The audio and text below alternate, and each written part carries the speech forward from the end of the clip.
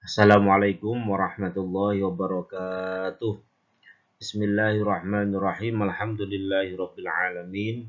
Allahumma shalli wa sallim wa barik ala sayyidina Muhammad wa ala ali sayyidina Muhammad amma ba'd. Alhamdulillah kita kembali berjumpa lagi dalam pelajaran akidah akhlak. Mudah-mudahan kita semuanya senantiasa diberikan kesehatan oleh Allah Subhanahu wa taala. Baiklah, untuk mengawali kegiatan pembelajaran kita pada hari ini, kita awali sama-sama dengan membaca basmalah. Bismillahirrahmanirrahim. Anak-anak, pada kesempatan hari ini kita akan belajar tentang akhlak tercela.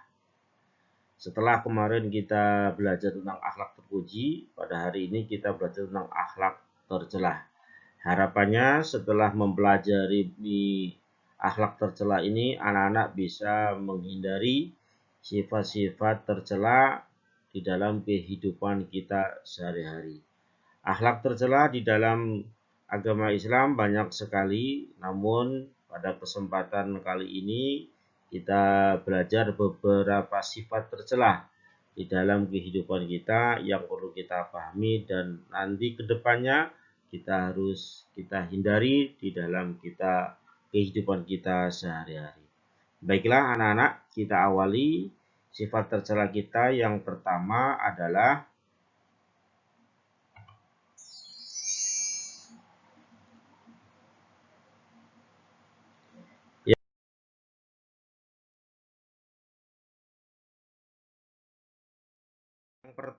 adalah sifat marah. Nah, marah dalam bahasa Arab disebut ghadab, yaitu perasaan tidak senang kepada orang lain disertai dengan emosi yang tinggi. Ini yang disebut dengan sifat marah.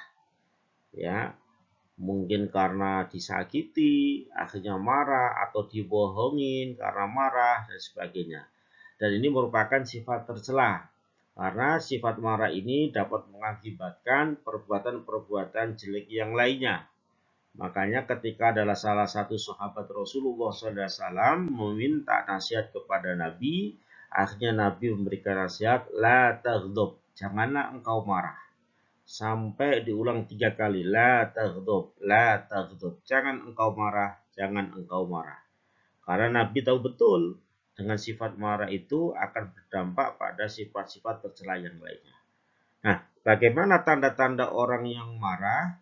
Yang pertama adalah bibirnya bergetar karena kesal. Nah, biasanya secara psikologis seperti itu. Nah, kedua, mengeluarkan kata-kata yang kotor, kata-kata yang tidak sopan. Ini orang marah. Ya, mencaci maki dan sebagainya. Ini orang kalau marah.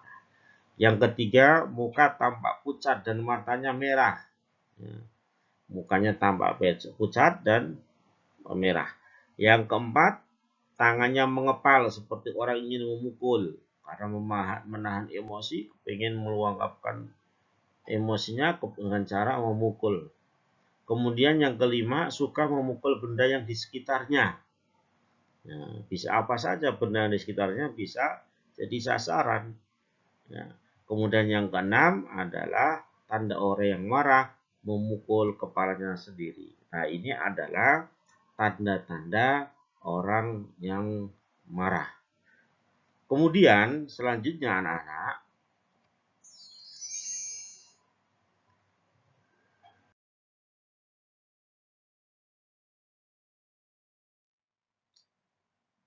apa akibat orang mempunyai sikap marah? Nah, ini dapat kita ketahui akibat-akibat orang yang mempunyai sikap marah. Yang pertama, dapat menimbulkan penyakit.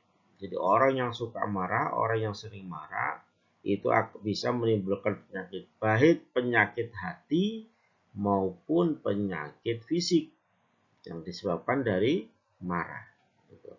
Makanya tadi Nabi berpesan, la taghdab, jangan engkau marah, jangan engkau marah. Yang kedua, dapat menyakiti dan mencelakakan orang lain. Nah, Orang kalau sudah marah itu menyakiti orang lain, bahkan bisa membahayakan maupun berbuat buruk kepada orang lain. Itu tadi bisa memukul, bisa melemparkan sesuatu kepada orang lain dan seterusnya. Yang ketiga, orang yang punya sikap marah itu akan dijauhi teman dan kerabat.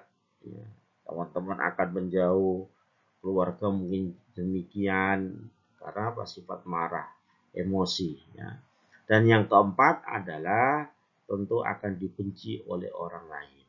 Orang yang sering marah maka akan banyak tidak disenangi oleh orang lain. Nah, ini adalah akibat dari orang yang mempunyai sikap marah.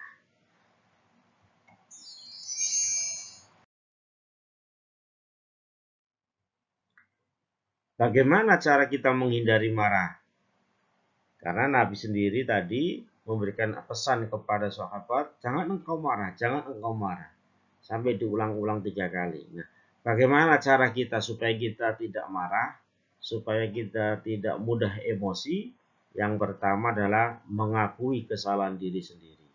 Jadi ketika kita berbuat salah, kita pada orang lain kita akuin kesalahan diri sendiri. Jangan sampai kita malah justru marah pada orang lain. Yang kedua, memaafkan kesalahan orang lain.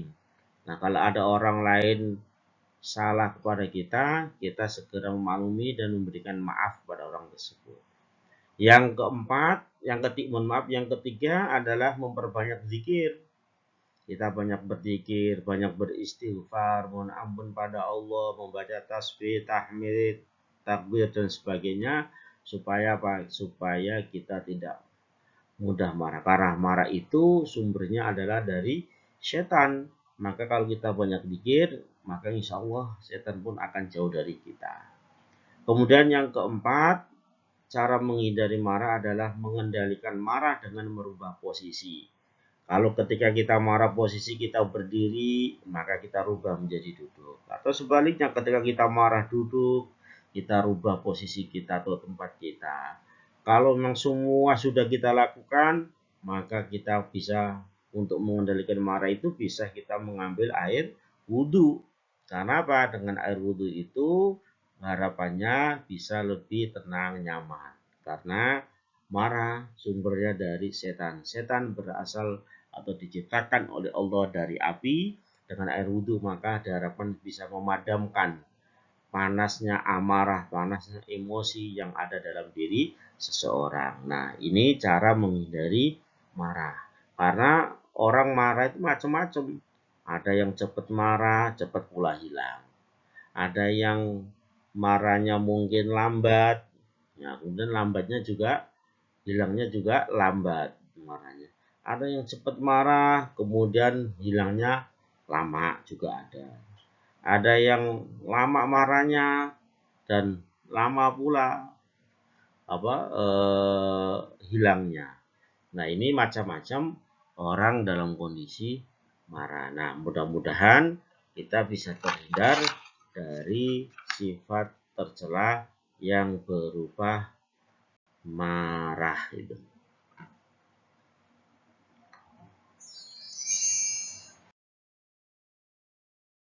Kemudian sifat tercela yang kedua, anak-anak, adalah sifat fasik. Apa itu fasik? Fasik adalah orang yang tidak taat kepada Allah. Orang yang tidak tunduk kepada Allah. Orang yang tidak patuh kepada Allah. Orang yang melakukan perbuatan maksiat itu disebut dengan orang yang fasik. Fasik itu secara bahasa artinya adalah tidak taat, tidak tunduk. Nah, itu rusak namanya. Nah, bagaimana ciri-ciri orang fasik? Ciri-ciri orang fasik ada 4. Yang pertama, dia sering berdusta. Kalau berkata bohong. Nah, kalau ada orang suka berdusta, berbohong, ini tanda-tanda orang yang fasik. Yang kedua, suka mengadu domba sebagai provokator, berbuat kerusakan. Ini orang-orang yang berbuat fasik. Kemudian yang ketiga, tidak mau menegakkan hukum Allah, ya. Dia tidak mau melaksanakan perintah-perintah Allah. dia tidak mau melaksanakan beribadah kepada Allah, justru malah sebaliknya dia melanggar ketentuan-ketentuan Allah Subhanahu wa taala. Dan yang ketiga, ciri-ciri orang fasik adalah berperilaku sombong dan arogan di dalam hidupnya sehari-hari. Berperilaku angkuh. Nah, ini ciri-ciri orang yang fasik.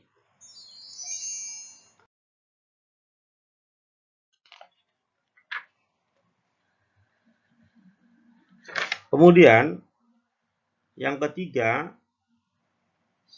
sifat tercela adalah pilih kasih. Nah, pilih kasih adalah sikap yang membeda-bedakan orang lain berdasarkan bisa suku, ras, bahasa, budaya, ataupun agama. Nah, ini namanya sikap pilih kasih. Ya, lebih cenderung kepada condong kepada sesuatu yang menurut dia senangi, dia dukung, sehingga dia mengalahkan kepada orang lain meskipun yang dia senangi atau yang dia dukung sebenarnya berbuat salah atau tidak benar. Nah, apa dampak negatif yang akan terjadi jika seseorang itu mempunyai sikap pilih kasih? Yang pertama, dampaknya adalah munculnya permusuhan antar kelompok dan mementingkan kelompoknya masing-masing. Orang kalau punya sifat pilih kasih, maka dia cenderung kepada mementingkan kelompoknya masing-masing. Yaitu baik itu kelompok sukunya atau rasnya atau bahkan mungkin agamanya dan sebagainya, sehingga bisa menghalangi untuk membangun suatu peradaban di dalam sebuah bangsa maupun negara. Kemudian yang kedua, dampak negatif dari orang punya sikap pilih kasih adalah menciptakan penindasan. Ya, orang yang punya sifat pilih kasih ini adanya perasaan lebih atau sentimen terhadap kelompok, sehingga hak-hak kelompok lain diabaikan. Dia melakukan penindasan berbuat sewenang-wenang. Padahal ini pun juga dilarang dalam agama. Kemudian yang ketiga, dampak negatif sikap pilih kasih adalah menghalangi tegaknya keadilan. Orang kalau sudah memiliki sikap pilih kasih, maka sulit sekali untuk menegakkan keadilan. Ya, maka dia akan lebih dominan memilih orang yang dia senangi, orang yang kelompoknya sendiri, atau sebagainya. Dan yang keempat adalah dampak negatif dari sikap pilih kasih mempersulit penyelesaian masalah yang dihadapinya. Dan persoalan tersebut harus segera selesai, tapi karena ada pilih kasih terkadang ini bisa menghambat. Ternyata orang yang berbuat salah yang kita kasihi, atau kita lebih cenderung kepada orang yang berbuat menurut pihaknya dia harus dia bela, sedangkan dia posisinya sebagai orang yang salah. Nah, ini akan menghambat menyelesaikan persoalan yang dihadapinya. Maka harus menghilangkan sikap pilih kasih agar di dalam menyelesaikan masalah itu tidak muncul persoalan-persoalan baru lagi. Nah, ini anak-anak kaitannya dengan sifat tercela yang berupa pilih kasih.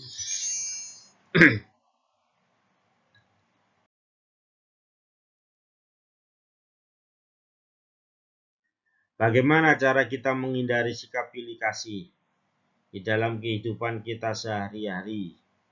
Caranya adalah untuk menghindari sikap pilih kasih adalah mengedepankan sikap musawah.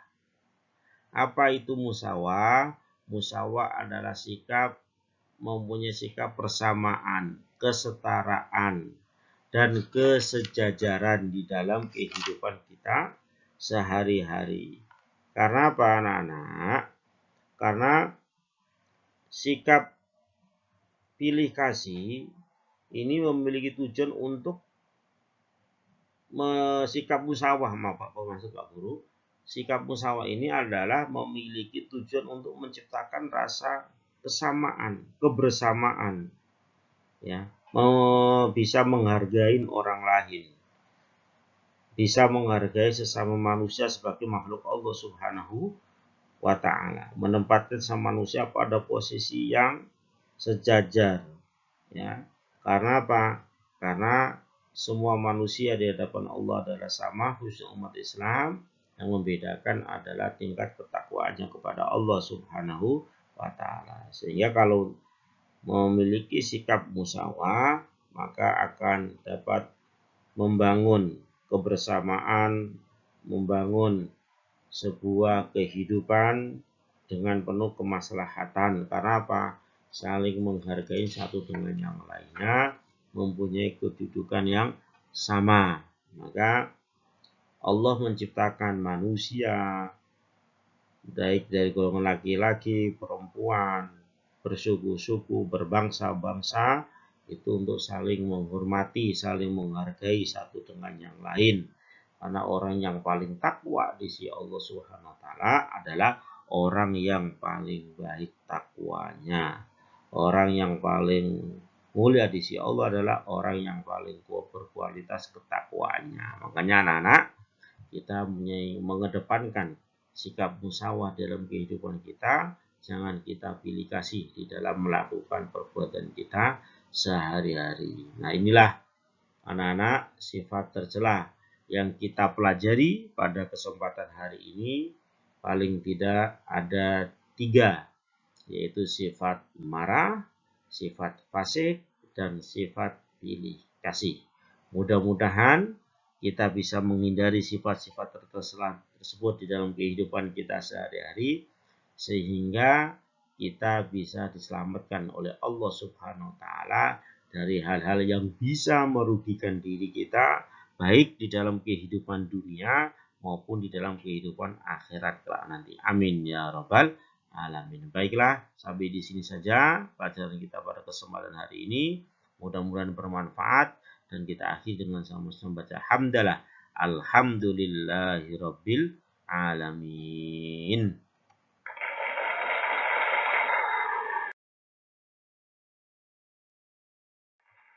Kurang lebihnya mohon maaf. Wallahul muwaffiq ila aqwamit thoriq. Wassalamualaikum warahmatullahi wabarakatuh.